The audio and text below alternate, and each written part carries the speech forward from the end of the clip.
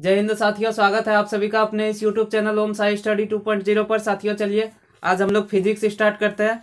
देखते हैं फिजिक्स कितना दिन में खत्म होता है। जल्दी इसको खत्म करने की कोशिश करेंगे। अगर यदि आप चैनल पे नए हैं तो चैनल को सब्सक्राइब कर लीजिए और सेशन को दोस्तों के साथ शेयर कर दीजिए। चलिए बिना देरी के हुए स्टार्ट करते हैं।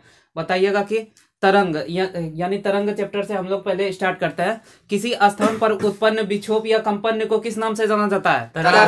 तरंग कितने प्रकार के होते हैं? 2 प्रकार। कौन कौन होते हैं? विद्युत चुंबकीय और यांत्रिक तरंग। ठीक है, विद्युत चुंबकीय तरंग को अब हम लोग देख लेते हैं। इसका इंग्लिश होता है इलेक्ट्रोमैग्नेटिक वेव होता है। ठीक है, उसके बाद इसमें बताना है कि विद्युत चुंबकीय तरंग की खोज किसने की थी? मैक्सवेल ने। इसे चलने के लिए माध्यम की आवश्यकता होती है या नहीं होती है? नहीं होती है, अर्थात यह निर्वात और माध्यम में दोनों में चल सकता है। ठीक है, उसके बाद बताइए विद्युत चुंबकीय तरंग किसकी बनी होती है? फोटोन की। यानी विद्युत चुंबकीय तरंग की इकाई पूछा जाए तो क्या हो जाएगा? फोटोन हो जाएगा। अब चलेंगे विद्युत चुंबकीय तरंग की विशेषताओं के बारे में देखते हैं। यानी इसका चाल प्रकाश की चाल के क्या होता है? बराबर होता है। ये विद्युत का क्या होता है? धनात्मक या उदासीन या क्या होता है? उदासीन होता है। यानी कि विद्युतीय उदासीन होता है, जिस कारण विद्युत क्षेत्र में इसका विचलन होता है या नहीं होता है?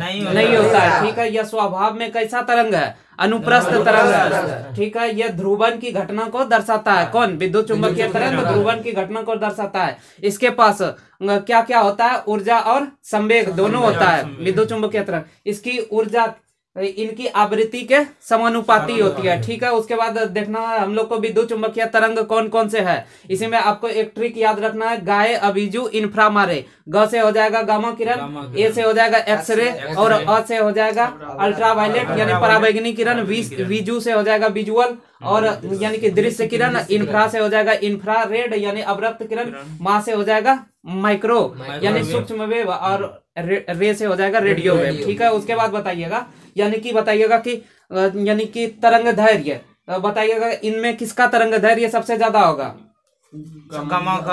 गामा किरण का कम होगा और रेडियो का सबसे ज्यादा होगा। ठीक है, और आवृत्ति ऊर्जा और वेधन क्षमता भी क्या होगा? बाएं से दाएं और घटते यानी कि बढ़ते जाएगा। ठीक है, उसी इसमें आप हम लोग को बताइएगा कि गामा किरणों से भी अधिक आवृत्ति ऊर्जा तथा भेदन क्षमता किस किरण की होती है? कॉस्मिक किरण की होती है, किंतु यह आयन मंडल में पाया जाता है। और हम लोग कहाँ स्थित है? क्षोभ मंडल में स्थित है। ठीक है, उसके बाद बताइएगा कि एक्स किरणों के तरंग दैर्घ्य मापने के लिए कौन से उपकरण की उपयोग किया जाता है? ब्रैग स्पेक्ट्रम मापी का प्रयोग किया जाता है। ठीक है, अब हम लोग एक एक किरण को अलग से देखते जाते हैं। पहले गामा किरण देखते हैं। इसकी खोज किसने की थी? बेकुरल ने किया था। इसका तरंग दैर्घ्य कितना होता है गामा किरण का? 10⁻14 मीटर से 10⁻10 मीटर। ठीक है, इसका वेधन क्षमता के यानी कि इसकी वेधन क्षमता क्या होती है? सर्वाधिक होती है। किसका? गामा किरण का। यह शरीर में अधिक गहराई तक प्रवेश कर जाता है। ठीक है, इसका उपचार किसके लिए किया जाता है? कैंसर के उपचार के लिए यानी MRI मशीन में इसका उपयोग किया जाता है। ठीक है, उसके बाद रेडियो एक्टिव पदार्थों से कौन सी किरण निकलती है? गामा किरण निकलती है। ठीक है, उसके बाद अब एक्स किरण देख लेते हैं। एक्स किरण की खोज किसने किया था? रॉयटन ने किया था। एक्स किरण का तरंग दैर्घ्य कितना से कितना होता है? 10⁻10 मीटर से 10⁻−8 मीटर तक होता है एक्सरे का। ठीक है, इसका उपयोग किसमें किया जाता है? हड्डी का मतलब एक्सरे करने में। ठीक है, उसके बाद बताइएगा क्या यह हड्डी को पार कर पाता है? नहीं कर पाता है, इसीलिए इसका उपयोग एक्सरे में किया जाता है। उसके बाद फिर आंत के उपचार में किस किरण का उपयोग किया जाता है? एक्सरे का। यानी कि उसके बाद बताइएगा रत्नों की जांच और दांत की जांच के लिए किसका उपयोग किया जाता है? एक्सरे का। ठीक है, उसके बाद डॉक्टर यानी कि कितना रोंटजन के एक्सरे का उपयोग किया जाता है? 6 रोंटजन का। ठीक है, उसके बाद 20 रोंटजन से अधिक एक्सरे क्या होता है? हानिकारक हो जाता है। अब हम लोग पराबैंगनी किरण देख लेते हैं। पराबैंगनी किरण का इंग्लिश क्या होता है? अल्ट्रावायलेट। अल्ट्रावायलेट की खोज किसने की थी? रिटर ने किया था। इसका तरंग दैर्घ्य कितना होता है? 10⁻8 से 10⁻7। उसके बाद बताइए ये किरणें हानिकारक होती है। सूर्य से आने वाले हानिकारक किरण कौन होता है? अल्ट्रावायलेट होता है यानी कि पराबैंगनी। यानी कि बताइएगा कि अल्ट्रावायलेट से रक्षा हम लोग का कौन करता है? ओजोन परत। उसके बाद बताइए अगर यदि यह अल्ट्रावायलेट ओजोन परत को पार करके नीचे आ जाता है तो इससे मनुष्य के शरीर में क्या होगा? त्वचा कैंसर हो जाएगा। ठीक है, उसके बाद बताइएगा यानी कि इन किरण को अल्ट्रावायलेट किरण कहा जाता है। अल्ट्रावायलेट किरण का उपयोग जीवाणु को मारने तथा जल के शुद्धि में भी किया जाता है। उसके बाद अगला देख लेते हैं दृश्य किरण। दृश्य किरण का इंग्लिश होता है विजुअल रे। इसकी खोज किसने की थी? न्यूटन ने। ठीक है, उसके बाद बताइएगा कि इसमें कितने रंग होते हैं? दृश्य किरण में 7 रंग होते हैं। इसका तरंग दैर्घ्य कितना से कितना होता है? 3.9 से 10⁻⁷ मीटर। ठीक है, अगर यदि वही इसका एंगस्ट्रॉम में पूछा जाए तो 3900 से 7800 एंगस्ट्रॉम। ठीक है, उसके बाद अगला देख लेता है अवरक्त किरण यानी कि इंफ्रारेड। इसकी खोज किसने की थी? हर्शेल ने की थी। इसका तरंग दैर्घ्य कितना होता है? 7.8 × 10⁻⁷ से 10⁻³ तक। ठीक है, उसके बाद बताइएगा कि इन्हीं तरंगों के कारण वायुमंडल गर्म होता है। वायुमंडल गर्म किस तरंग के कारण होता है? अवरक्त तरंग के कारण होता है। ठीक है, उसके बाद ऊष्मीय विकिरण की उत्पत्ति यानी कि यह क्या करता है? ऊष्मीय विकिरण को उत्पन्न करता है। कौन? अवरक्त किरण। इसी कारण इसका प्रयोग कोहरे के समय फोटोग्राफी में किया जाता है। किसका? अवरक्त किरण का। ठीक है, उसके बाद बताइएगा कि यानी कि इसका प्रयोग रोगियों के सेकाई में किस किरण का प्रयोग किया जाता है? अवरक्त किरण का। ठीक है, उसके बाद मोबाइल टावर में किस किरण का उपयोग किया जाता है? अवरक्त किरण। अगला देख लेते हैं माइक्रोवेव यानी कि सूक्ष्म तरंग। माइक्रोवेव की खोज किसने की थी? हेनरी हटर जी। इसका तरंग दैर्घ्य कितना होता है? 10⁻³ से 10⁻1 मीटर। ठीक है, उसके बाद बताइएगा कि टीवी डिश में किस किरण का उपयोग किया जाता है? सूक्ष्म तरंग यानी माइक्रोवेव का उपयोग किया जाता है। ठीक है, वाहनों की गति को मापने में किस किरण का उपयोग किया जाता है? सूक्ष्म तरंग का उपयोग किया जाता है। ठीक है, उसके बाद अगला रेडियो वेव। इसकी खोज किसने की थी? मार्कोनी ने की थी। रेडियो वेव का तरंग दैर्घ्य कितना होता है? 1 से 10⁻⁴ मीटर तक होता है। ठीक है, उसके बाद बताइए इसका प्रयोग किसमें किया जाता है? रडार, रेडियो और टेलीविजन के प्रसारण में किसका उपयोग किया जाता है? रेडियो वेव का। ठीक है, उसके बाद विद्युत चुंबकीय तरंग की चाल किसके चाल के बराबर होता है? प्रकाश के चाल के बराबर होता है, जो कि कितना होता है? 3 × 10⁸ मीटर पर सेकंड। उसके बाद बताइएगा यानी कि अब बताइएगा कि विद्युत चुंबकीय तरंग की चाल यानी तापमान, दाब तथा आर्द्रता से प्रभावित होता है या नहीं होता है? नहीं होता है। ठीक है, उसके बाद बताइए निम्नलिखित तरंग विद्युत चुंबकीय तरंग नहीं है। कौन कौन? तो कैथोड किरण विद्युत चुंबकीय तरंग नहीं है, जो कि क्या होता है? पॉजिटिव या निगेटिव होता है? निगेटिव होता है। उसके बाद कैनाल किरण विद्युत चुंबकीय तरंग है? नहीं है, यह क्या होता है? पॉजिटिव होता है। ठीक है, उसके बाद अल्फा किरण विद्युत चुंबकीय तरंग नहीं है, यह क्या होता है? पॉजिटिव होता है। बीटा किरण निगेटिव होता है। ठीक है, उसके बाद विद्युत चुंबकीय तरंग ये भी नहीं है। उसके बाद ध्वनि तरंग है। ध्वनि तरंग भी विद्युत चुंबकीय तरंग नहीं होता है। ठीक है, उसके बाद अब हम लोग वेव देख लेते हैं। वेव यानी विद्युत चुंबकीय तरंग और यांत्रिक तरंग यानी 2 पार्ट में पहले देखे थे हम लोग। विद्युत चुंबकीय तरंग को पूरा खत्म कर दिया, अब यांत्रिक तरंग की ओर चलते हैं। बताइएगा यांत्रिक तरंग को कितने भागों में बांटा गया? 2 भागों में बांटा गया। यांत्रिक तरंग यानी कि इसे इंग्लिश में किस नाम से जाना जाता है? मैकेनिकल वेव के नाम से जाना जाता है। इन तरंगों को चलने के लिए माध्यम की आवश्यकता होती है। ठीक है, यह निर्वात में गमन कर सकती है? नहीं कर सकती है। ठीक है, ये कितने प्रकार के होते हैं? 2 प्रकार के। कौन कौन? अनुप्रस्थ तरंग और अनुदैर्घ्य तरंग। ठीक है, अब हम लोग अनुप्रस्थ पूरा देख लेते हैं यानी कि ये तरंग श्रृंग और गर्त के रूप में चलती है। कौन सी तरंग होती है?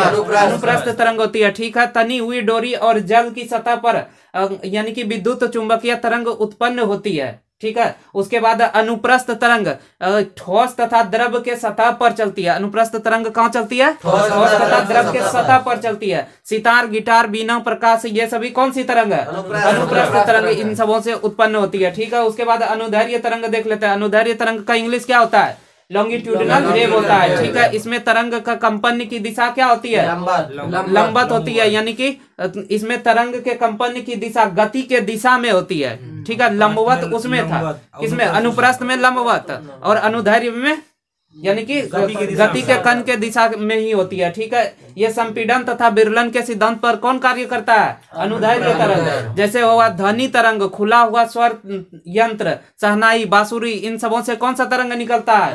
अनुदैर्घ्य तरंग निकलता है। ठीक है, उसके बाद फिर अब हम लोग ध्वनि देख लेते हैं। साउंड ध्वनि तरंग एक प्रकार की क्या है? ऊर्जा है, जो कि कणों के कंपन के कारण उत्पन्न होती है। बताइएगा ध्वनि तरंग हवा में कैसी होती है? अनुदैर्घ्य होती है। और वही अगर यदि द्रव में ध्वनि तरंग है तो वो कैसा हो जाएगा? अनुप्रस्थ हो जाता है। ठीक है, उसके बाद बताइए द्रव तथा ठोस के अंदर कौन सी तरंग होती है? अनुदैर्घ्य होती है, यानी कि द्रव तथा ठोस के अंदर अनुदैर्घ्य हो जाती है, किंतु ठोस के ऊपर अनुप्रस्थ हो जाती है। ठीक है। उसके बाद इसी में क्वेश्चन दिया आपको, ध्वनि तरंग कैसी तरंग है। अगर यदि ऑप्शन आपको दिया रहेगा अनुप्रस्थ, अनुदैर्घ्य, कैथोड और विद्युत चुंबकीय, तब क्या लगाना है, अनुदैर्घ्य। वही पूछा जाए ध्वनि तरंग कैसी होती है, तो इसमें आपको ऑप्शन दिया अनुप्रस्थ, अनुदैर्घ्य, ए बी और कोई नहीं, तो इसमें दोनों हो जाएगा, क्योंकि ध्वनि तरंग पूछा जाए तब अनुप्रस्थ और अनुदैर्घ्य दोनों होता है, और ध्वनि तरंग कैसी तरंग है तब हो जाता है अनुदैर्घ्य तरंग होता है। ठीक है। उसके बाद ध्वनि तरंग के अतिरिक्त सभी तरंगें कैसी होती है, अनुप्रस्थ होती है। ठीक है। आवृत्ति के आधार पर ध्वनि को कितने प्रकार से बांटा गया है, तीन प्रकार बांटा गया। कौन कौन होता है, अपश्रव्य, श्रव्य और पराश्रव्य होता है। ठीक है। अपश्रव्य को इंफ्रासोनिक कहा जाता है, इसकी आवृत्ति कितना से कितना होता है, 20 हर्ट्ज से कम होता है। ठीक है। उसके बाद बताइएगा कि क्या यह मानव सुन सकता है, नहीं सुन सकता है, किंतु इसे कौन सुन सकता है, कुत्ता बिल्ली सब सुन सकता है। कौन, अपश्रव्य तरंग, यानी बताइए भूकंप आने के पहले कौन सा तरंग उत्पन्न होता है, अपश्रव्य तरंग। ठीक है। उसके बाद अपश्रव्य तरंग देख लेते हैं, इसको इंग्लिश में ऑडिएबल साउंड कहा जाता है। इसकी आवृत्ति कितना से कितना होता है, 20 से 20,000 हर्ट्ज तक होती है। क्या इसे मनुष्य सुन सकता है, सुन सकता है। ठीक है। उसके बाद पराश्रव्य तरंग यानी अल्ट्रासोनिक देख लेते हैं, इसकी आवृत्ति कितना से कितना होता है, 20,000 हर्ट्ज से अधिक होता है। ठीक है। इस क्या इन्हें हम लोग सुन सकते हैं, नहीं सुन सकते हैं। ठीक है। उसके बाद चमगादड़ कौन सी तरंग का उपयोग अपने यानी मार्ग को बताने में करता है, पराश्रव्य तरंग का। ठीक है। उसके बाद यानी कि अब बताइएगा परावर्तन के सिद्धांत पर कार्य करके चमगादड़ क्या करता है, पराश्रव्य तरंग उत्पन्न करके अपना मार्ग को देख लेता है। ठीक है। बताइएगा महंगा कपड़ा तथा घड़ी के पुर्जे को धुलाई में यानी किस तरंग का उपयोग किया जाता है, पराश्रव्य तरंग का। ठीक है। सोनार कौन सी ध्वनि का उपयोग करके अपने मतलब पता लगा लेता है, पराश्रव्य ध्वनि का। ठीक है। पराश्रव्य ध्वनि उत्पन्न करने के लिए दाब विद्युत प्रभाव का प्रयोग किया जाता है। बताइएगा किसके अनुसार ध्वनि की चाल 332 मीटर प्रति सेकंड था 0 डिग्री सेल्सियस पर, लाप्लास के अनुसार। ठीक है। उसके बाद बताइए ध्वनि का प्रभाव हमारे कान पर कितना देर रहता है, 1/10 सेकंड। ठीक है। ध्वनि के चाल को प्रभावित करने वाले कारक अब हम लोग देख लेते हैं, यानी इसमें बताइएगा कि दाब का ध्वनि के चाल पर प्रभाव पड़ता है या नहीं पड़ता है, कोई प्रभाव नहीं पड़ता है। ठीक है। उसके बाद अनुभार का ध्वनि के चाल पर प्रभाव पड़ता है, पड़ता है। तो इसके लिए क्या सूत्र होता है, चाल बराबर हो जाता है 1/√m, यानी कि द्रव्यमान के इसके अनुभार के व्युत्क्रमानुपाती √m हो जाता है। ठीक है। उसके बाद बताइए भारी गैस में ध्वनि की चाल क्या होती है, अधिक या कम, कम होती है, क्योंकि चाल यानी ध्वनि की चाल पर द्रव्यमान का प्रभाव पड़ता है। भारी रहने पर क्या हो जाएगा, कम हो जाएगा। और वही हल्के ध्वनि में, हल्के गैस में ध्वनि की चाल क्या हो जाएगी, अधिक हो जाएगी। ठीक है। इसी के कारण एक उदाहरण है कि हाइड्रोजन में क्या होता है, ध्वनि की चाल अधिक होती है, क्योंकि हाइड्रोजन सभी गैसों में से क्या होता है, हल्की होती है। ठीक है। उसके बाद बताइएगा तापमान का प्रभाव ध्वनि पर पड़ता है, पड़ता है। ठीक है। यानी कि इसमें होता है भी समानुपाती √T, यानी कि तापमान के समानुपाती होता है। बताइएगा 1 डिग्री सेल्सियस ताप बढ़ने पर कितना डिग्री ध्वनि की कितना मीटर पर सेकंड ध्वनि की चाल बढ़ जाती है, 0.61 मीटर पर सेकंड, इसी को 0.62 मीटर पर सेकंड लिखा जाता है। ठीक है। उसके बाद अब आर्द्रता यानी ह्यूमिडिटी देख लेते हैं। आर्द्रता तथा ध्वनि चाल में कैसा संबंध है, समानुपाती यानी सीधा संबंध है। यानी आर्द्रता बढ़ने पर ध्वनि की चाल पर क्या प्रभाव पड़ता है, बढ़ जाएगा, घटने पर घट जाएगा। इसी कारण बरसात में ध्वनि की चाल क्या होती है, बढ़ जाती है। ठीक है। उसके बाद अब हम लोग प्रत्यास्था यानी इलास्टिसिटी देखते हैं। प्रत्यास्था में ध्वनि के वेग पर क्या संबंध है, सीधा संबंध है। ठीक है। यानी कि जिसका प्रत्यास्था अत्यधिक होगा उसमें ध्वनि की चाल क्या होगी, अधिक होगी, कम होने पर कम हो जाएगी। जैसे कि स्टील की प्रत्यास्था सबसे अधिक होती है, इसी कारण स्टील में ध्वनि की चाल अधिक होती है। ठीक है। उसके बाद बताइएगा कि निर्वात की प्रत्यास्था कैसी होती है, 0 होती है, इसी कारण इसमें ध्वनि की चाल 0 मीटर पर सेकंड होती है। ठीक है। उसके बाद बताइएगा इनमें से किसमें ध्वनि की चाल सबसे अधिक होगी, ऑप्शन आपको दे रहे हैं नाइट्रोजन, लकड़ी, ईंट, जल। ईंट में हो जाएगा क्योंकि यह ठोस है। उसके बाद बताइएगा कि ध्वनि की चाल कितना मीटर पर सेकंड होता है, 332 या 330 मीटर पर सेकंड होता है। ठीक है। उसके बाद बताइएगा कि अगर यदि ध्वनि की चाल से कोई भी वस्तु की चाल कम रह जाती है तो उसे कौन सा वेव कहा जाता है? इंफ्रासोनिक। इंफ्रासोनिक। उसके बाद फिर अगर यदि ध्वनि की चाल से ज्यादा है तो उसे क्या कहा, लेकिन 5 मैक से कम है तो उसे क्या कहा जाता है? सुपरसोनिक। वही अगर यदि ध्वनि की चाल के 5 गुना ज्यादा है तब वह कौन हो जाता है? हाइपरसोनिक हो जाता है। ठीक है, यानी कि मैक संख्या के आधार पर ही इसे निकाला जाता है। मैक संख्या होता है इसके द्वारा उच्च गति को दर्शाया जाता है। विमान, लड़ाकू विमान, मिसाइल की चाल किससे ज्ञात किया जाता है? मैक संख्या से ही बताया जाता है। ठीक है, उसके बाद अब हम लोग देख लेते हैं मैक संख्या निकालने का सूत्र क्या होता है? वस्तु की चाल बटे ध्वनि की चाल। ध्वनि की चाल कितना लेना है? 330 मीटर या 332 मीटर पर सेकंड लेना है। ध्वनि के लक्षण अब देख लेते हैं। ध्वनि के कितने लक्षण होते हैं? 3 लक्षण होते हैं। ठीक है, इसमें कौन कौन होता है? एक तीव्रता होता है, दूसरा तारत्व और तीसरा गुणता होता है, यानी कि क्वालिटी होता है। बताइएगा कि तीव्रता जो होता है इसे प्रबलता भी कहा जाता है। यह इस बात की जानकारी देता है कि ध्वनि क्या है, तेज या धीमा है। ध्वनि को धीमा और तेज किसके द्वारा बताया जाता है? तीव्रता के कारण। ठीक है, तीव्रता किसको दर्शाता है? आयाम को दर्शाता है। यदि आयाम अधिक होगा तो तीव्रता क्या होगा? अधिक होगा। ठीक है, तीव्रता का एसआई मात्रक क्या होता है? माइक्रोवाट। माइक्रोवाट प्रति मीटर स्क्वायर होता है। ठीक है, तीव्रता का सामान्य मात्रक क्या होता है? डेसिबल होता है। यानी कि सामान्य बातचीत में कितना डेसिबल का ध्वनि उत्पन्न होता है? 30 से 40। 30 से 40 के बीच सामान्य बातचीत में। ठीक है, WHO विश्व स्वास्थ्य संगठन के अनुसार कितना डेसिबल तक की ध्वनि नुकसान नहीं करती है? 45 डेसिबल। ठीक है, उसके बाद कितने डेसिबल से अधिक ध्वनि प्रदूषण की श्रेणी में आ जाती है? 90 डेसिबल। ठीक है, उसके बाद बताइएगा कि 150 डेसिबल की ध्वनि को क्या हम लोग सुन सकते हैं? नहीं सुन सकते हैं। अब हम लोग अगला देख लेते हैं तारत्व, यानी कि तीक्ष्णता, जिसे इंग्लिश में किस नाम से जाना जाता है? पिच के नाम से जाना जाता है। यानी कि यह इस बात की जानकारी देता है कि ध्वनि क्या है, पतली या मोटी है। इसकी आवृत्ति क्या होती है? यह आवृत्ति के क्या होता है? समानुपाती होता है। कौन? तारत्व जो होता है आवृत्ति के समानुपाती। अगर यदि आवृत्ति बढ़ता है तो तारत्व क्या होगा?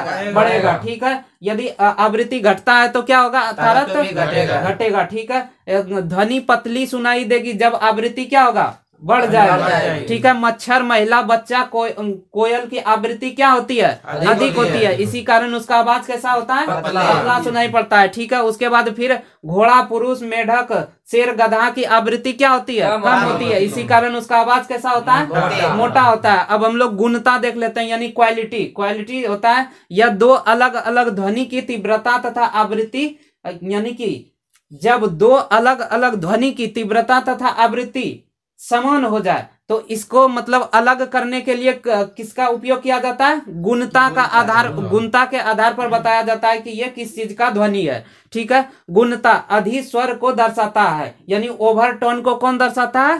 गुणता दर्शाता है। यानी शेर, हाथी की तीव्रता, शेर, हाथी और हाथी सबकी तीव्रता क्या होता है? अधिक होता है, जिस कारण इसका आवाज क्या होता है? दूर तक सुनाई पड़ता है। ध्वनि जब किसी सतह से टकराती है तो वह अपने टकरा कर परिवर्तन हो जाता है, जिस कारण क्या सुनाई पड़ता है? प्रतिध्वनि सुनाई पड़ता है, यानी इको सुनाई पड़ता है। प्रतिध्वनि, ध्वनि का परावर्तन होकर बार बार सुनाई देना क्या कहलाता है? प्रतिध्वनि कहलाता है। स्पष्ट ध्वनि सुनने के लिए न्यूनतम दूरी कितना होना चाहिए? 17 मीटर, यानी 16.5 मीटर, जिसे 17 मीटर भी लिख सकते हैं। उसके बाद बताइए, सिनेमा घरों में प्रतिध्वनि से बचने के लिए दीवारों को क्या किया जाता है? खुदरा कर दिया जाता है या उस पर प्लाई लगा दिया जाता है। यह एकॉस्टिक या क्या कहलाता है? एकॉस्टिक का प्रभाव कहलाता है। ठीक है, उसके बाद बताइएगा, ध्वनि से संबंधित अध्ययन किसके अंतर्गत किया जाता है? एकॉस्टिक साइंस के अंतर्गत किया जाता है। बताइए, 2 ध्वनि को स्पष्ट रूप से सुनने के लिए उसके बीच कितना अंतराल होना चाहिए? 1/10 सेकेंड तक अंतराल होना, 17 मीटर दूरी होना चाहिए। अंतराल 2 ध्वनि के बीच में 1/10 सेकेंड होना चाहिए। ठीक है, उसके बाद बताइएगा कि एकॉस्टिक 2 प्रकार के होते हैं। कौन कौन होते हैं? कॉर्क और फॉर्क। एक कॉर्क और एक फॉर्क होते हैं। ठीक है, बताइए, एकॉस्टिक प्रभाव अर्थात प्रतिध्वनि से बचने के लिए सबसे उत्तम विधि कौन सा होता है? Cork acoustic. ठीक है, क्योंकि इसके द्वारा ध्वनि कि पूर्णतः अवशोषण कर लिया जाता है। ठीक है, उसके बाद बताइएगा कि रेफ्रिजरेटर सब में जो ध्वनि को मतलब बाहर नहीं निकलने के लिए उसमें क्या लगाया जाता है, रबड़ लगाया जाता है। ठीक है, उसके बाद बताइएगा यानी दरवाजा, रेफ्रिजरेटर का, गाड़ी के दरवाजा सब देखते होंगे, उसमें एक रबड़ लगा हुआ रहता है। ठीक है, वह क्या करता है, वही एकॉस्टिक को रोकता है। जब कोई विमान सुपरसोनिक गति से आगे बढ़ता है तो अपने पीछे एक खतरनाक शंकु आकार का तरंग छोड़ जाता है, उसे किस नाम से जाना जाता है, शॉक वेव के नाम से जाना जाता है। इन्हीं तरंगों को प्रघाती तरंग या ध्वनि बूम के नाम से जाना जाता है। ये तरंग भवनों को गिरा सकती है, इसी कारण सुपरसोनिक जहाज को अत्यधिक ऊंचाई पर उड़ाया जाता है। ठीक है, अब हम लोग प्रकाश की ओर चलते हैं, यानी कि लाइट चैप्टर में चलेंगे। प्रकाश एक प्रकार की क्या है, ऊर्जा है। इसकी उपस्थिति में हम क्या करते हैं, किसी वस्तु को देख सकते हैं। प्रकाश कौन सी तरंग है, विद्युत चुंबकीय तरंग है। ठीक है, जो स्वभाव रूप से कैसा है, अनुप्रस्थ है। यानी प्रकाश एक विद्युत चुंबकीय तरंग है जो स्वभाव रूप से कैसा है, अनुप्रस्थ है। यह विद्युतीय रूप से क्या होता है, उदासीन होता है। कौन, प्रकाश तरंग। प्रकाश को चलने के लिए माध्यम की आवश्यकता होती है, नहीं होती है। ठीक है, निर्वात में प्रकाश की चाल कितना होता है, यानी कि सर्वाधिक होता है 3 × 10⁸ मीटर प्रति सेकंड। जब प्रकाश एक माध्यम से दूसरे माध्यम में जाती है तो उसका तरंग दैर्घ्य और वेव क्या होता है, बदलता है, किंतु उसकी आवृत्ति पर कोई प्रभाव नहीं पड़ता है। जिस माध्यम में प्रकाश की चाल घट जाती है वह माध्यम कैसा होता है, सघन माध्यम होता है। ठीक है, उसके बाद सघन माध्यम का अपवर्तनांक क्या होगा, अधिक होगा। ठीक है, जिस माध्यम में प्रकाश का वेग बढ़ जाता है वह कैसा माध्यम होगा, विरल माध्यम।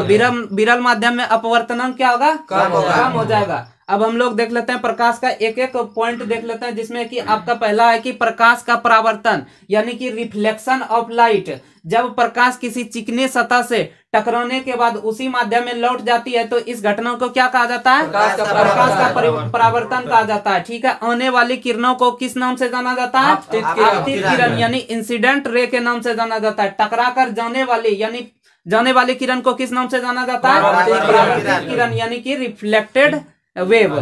ठीक है, उसके बाद जिस बिंदु पर आपतित किरण तथा परावर्तित किरण मिलती है वहां खींची गई काल्पनिक रेखा को किस नाम से जाना जाता है, अभिलंब के नाम से जाना जाता है। ठीक है, उसके बाद बताइए दर्पण के पीछे कलई यानी पेंट करने के लिए किसका उपयोग किया जाता है, सिल्वर ब्रोमाइड का उपयोग किया जाता है। ठीक है, अब हम लोग समतल दर्पण देख लेते हैं। समतल दर्पण में बने प्रतिबिंब की निम्नलिखित विशेषताएं होती है, जैसे कि बताइएगा प्रत्येक वस्तु से अनंत किरणें निकलती है, किंतु प्रतिबिंब बनाने के लिए कितने किरण की आवश्यकता होती है, 2 किरण। ठीक है, उसके बाद प्रतिबिंब वहां बनता है जहां किरणें एक दूसरे को क्या करती है, काटती है या तक काटती हुई प्रतीत होती है। ठीक है, जहां किरणें वास्तव में एक दूसरे को काटती है वहां कैसा प्रतिबिंब बनता है, वास्तविक प्रतिबिंब। और जहां काटती हुई प्रतीत होती है वहां कैसा प्रतिबिंब बनता है, काल्पनिक या आभासी प्रतिबिंब। अब हम लोग समतल दर्पण देख लेते हैं। समतल दर्पण में कैसा प्रतिबिंब बनता है, आभासी प्रतिबिंब बनता है। ठीक है, उसके बाद बताइएगा समतल दर्पण में अपना पूरा प्रतिबिंब देखने के लिए दर्पण की लंबाई कितना होना चाहिए, वस्तु की लंबाई से आधा होना चाहिए। ठीक है, अगर यदि दर्पण को हम थीटा कोण से घुमाते हैं तो प्रतिबिंब कितना घूमेगा, 2 थीटा कोण से घूम जाएगा। ठीक है, अगर यदि कोई व्यक्ति भी वेग से दर्पण की ओर जाता है तो प्रतिबिंब उसका कितना वेग से आता हुआ प्रतीत होगा, 2v वेग से। ठीक है, वस्तु दर्पण से जितनी दूर पर रखी जाती है प्रतिबिंब उतनी ही अंदर बनती है। ठीक है, उसके बाद बताइएगा 2 समतल दर्पणों को यदि थीटा कोण पर आमने सामने रखते हैं तो बनने वाले प्रतिबिंब की संख्या अब हम लोग देख लेते हैं। अब इसके लिए क्या करना है, 360/θ कर देना। अगर यदि सम आएगा तो उसमें 1 घटा देना और विषम आएगा तो वही रह जाएगा। ठीक है, उसके बाद बताइएगा कि अगर यदि मान लिया जाए कि इसको हल करने के बाद 4.84 आ जाता है तब कितना प्रतिबिंब की संख्या होगी, 4 ही होगी, यानी पॉइंट को छोड़ देना है। ठीक है, अगर यदि मान लिया जाए एक सवाल आपको देते हैं, 2 समतल दर्पण यानी 60 डिग्री के कोण पर लगे हैं तो उसमें प्रतिबिंब की संख्या कितना हो जाएगी, 5 हो जाएगी। ठीक है, उसके बाद अगला देखिए, अगला है कि यदि दोनों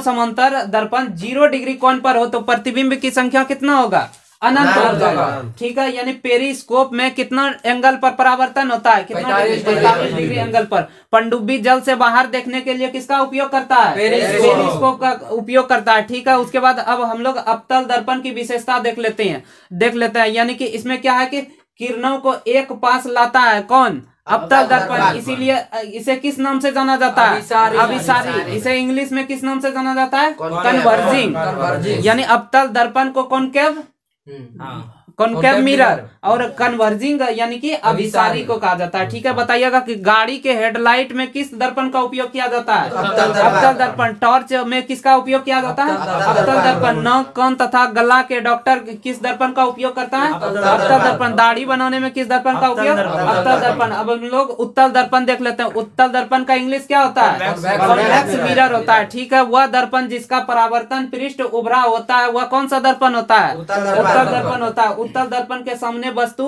कहीं भी रखी हो, प्रतिबिंब सदैव कैसा बनता है, वस्तु से छोटा, आभासी यानी काल्पनिक और सीधा बनता है। ठीक है, उसके बाद दर्पण के पीछे बनता है। बताना है कि उत्तल दर्पण की अब विशेषता देख लेते हैं। ये किरणों को क्या करता है, फैला देता है। इसी कारण इसे किस नाम से जाना जाता है, अपसारी यानी डाइवर्जिंग लेंस के नाम, डाइवर्जिंग दर्पण के नाम से जाना जाता है। इसकी फोकस दूरी सदैव क्या होती है, उत्तल दर्पण के धनात्मक होती है। यह प्रतिबिंब को कैसा बनाता है, सीधा और छोटा बनाता है। ठीक है, उसके बाद यह बहुत बड़ी वस्तु को क्या कर देता है, छोटा कर देता है। इसीलिए साइड मिरर में किस दर्पण का उपयोग किया जाता है, उत्तल दर्पण का।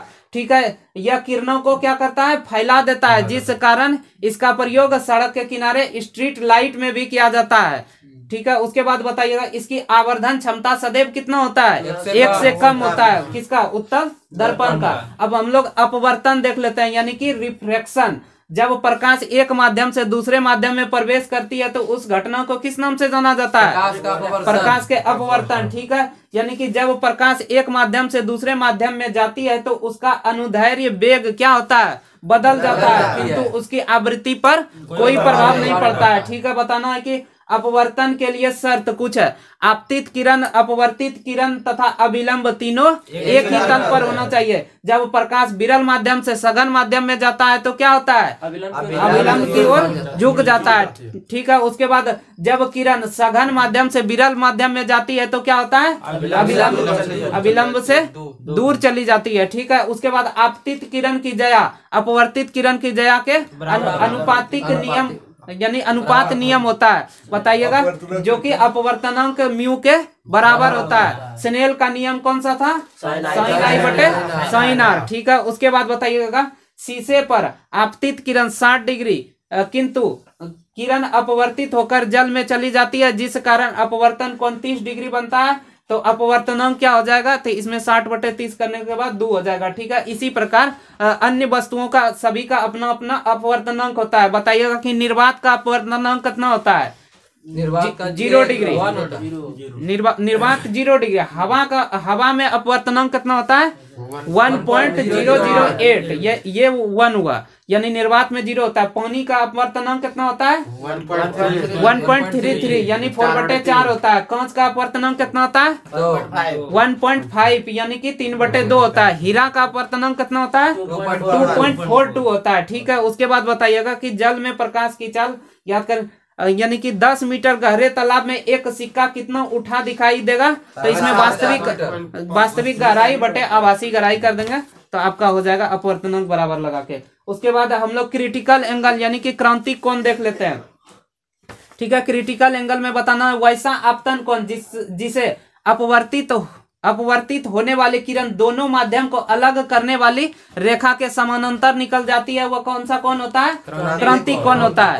ठीक है, उसके बाद अब पूर्ण आंतरिक परावर्तन यानी टोटल रिफ्लेक्शन यानी कि टोटल इंटरनल रिफ्लेक्शन यानी पूर्ण आंतरिक परावर्तन वैसी घटना जिसमें अपवर्तन परावर्तन के समान होने लगे और अपवर्तन तल परावर्तन तल के तल की तरह कार्य करने लगे, उस घटना को किस नाम से जाना जाता है, पूर्ण आंतरिक परावर्तन के नाम से जाना जाता है। प्रकाश यानी कि पूर्ण आंतरिक परावर्तन के लिए प्रकाश को किस माध्यम में जाना होगा, सघन से विरल में। ठीक है, और आपतन कोण सदैव क्रांतिक कोण से क्या होगा, अधिक होगा। ठीक है, निम्नलिखित घटना जो कि पूर्ण आंतरिक परावर्तन पर कार्य होता है। मृग मरीचिका का बनना पूर्ण आंतरिक परावर्तन, ठीक है। इंडोस्कोपी कार्य करता है पूर्ण आंतरिक परावर्तन। हीरे का चमकना पूर्ण आंतरिक, कांच में आई दरार का चमकना, गर्मी में सड़क पर जल का दिखना, ऑप्टिकल फाइबर में प्रकाशिक तंतु पूर्ण आंतरिक परावर्तन। यानी ऑप्टिकल फाइबर का प्रयोग सूचना प्रौद्योगिकी के संचार के लिए किया जाता है।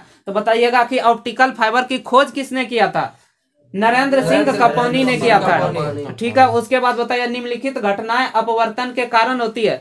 आसमान में तारों का टिमटिमाना अपवर्तन, सूर्योदय के पहले और सूर्यास्त के बाद सूर्य दिखाई देना अपवर्तन के कारण, जब जल में रखी छड़ का मुड़ा हुआ दिखाई देना अपवर्तन के कारण, जल में रखा सिक्का थोड़ा उठा दिखाई पड़ना, पानी में तैरती मछली का ऊपर उठा दिखाई देना अपवर्तन के कारण होता है, ठीक है। उसके बाद हम लोग लेंस देख लेते हैं। लेंस, इसका दोनों सतह क्या होता है? पारदर्शी होता है। लेंस का प्रयोग भाग प्रिज्म की भांति कार्य करता है। पतले लेंस की फोकस क्या होती है?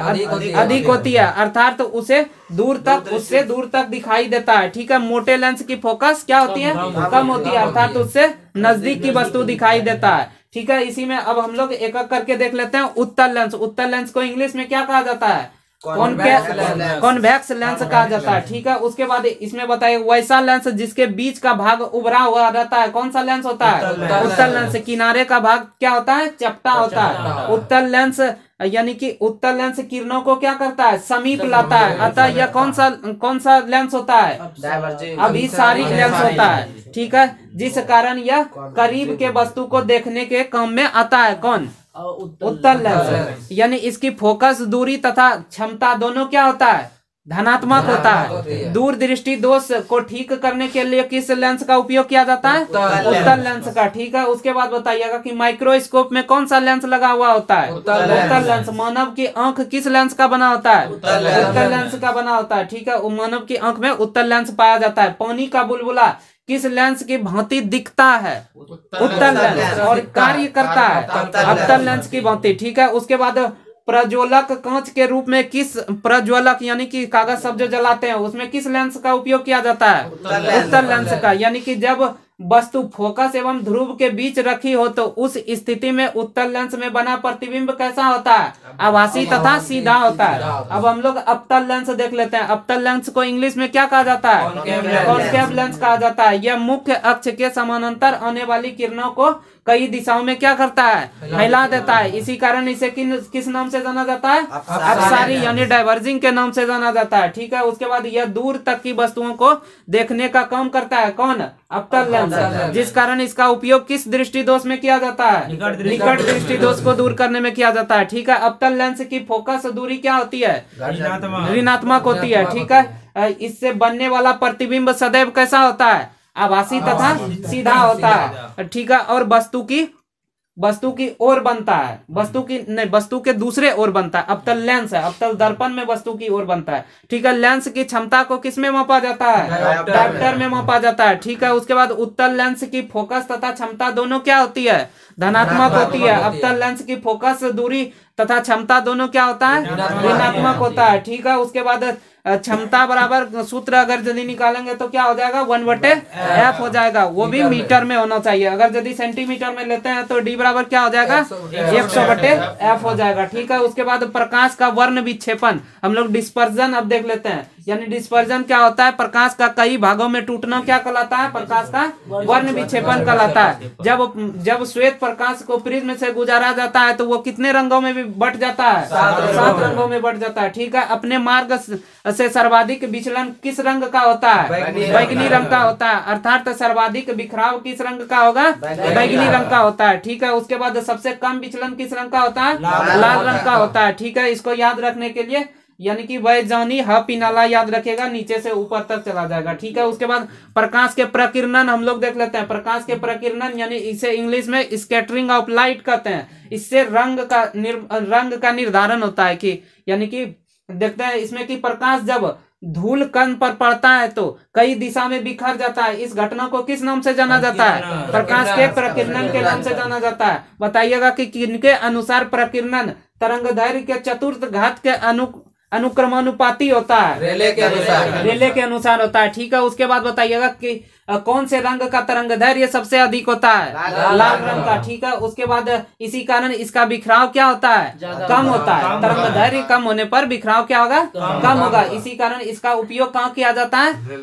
खतरे के संकेत में लाल रंग का उपयोग किया जाता है। ठीक है, उसके बाद बताइएगा यानी कि किस रंग का तरंगदैर्घ्य सबसे कम होता है? बैगनी रंग का तरंगदैर्घ्य सबसे कम होता है। ठीक है, उसके बाद प्रकीर्णन के कारण ही पृथ्वी तथा आसमान का रंग कैसा दिखाई देता है? नीला दिखाई देता है। ठीक है, उसके बाद बताइएगा कि डॉट के कारण ही सूर्योदय तथा सूर्यास्त के समय सूर्य का लाल दिखाई पड़ता है प्रकीर्णन के कारण। ठीक है, उसके बाद कांच का पूर्ण प्रकाश को प्रकीर्णित कर कांच का चूर्ण पूर्ण प्रकाश को प्रकीर्णित कर देता है, जिस कारण वह चमकीला दिखाई देता है और इससे अपवर्तन नहीं होता है। उसके बाद अब हम लोग देख लेते हैं प्रकाश का विवर्तन यानी कि डिफ्रैक्शन ऑफ लाइट, यानी कि प्रकाश इसमें क्या होगा? मुड़ेगा।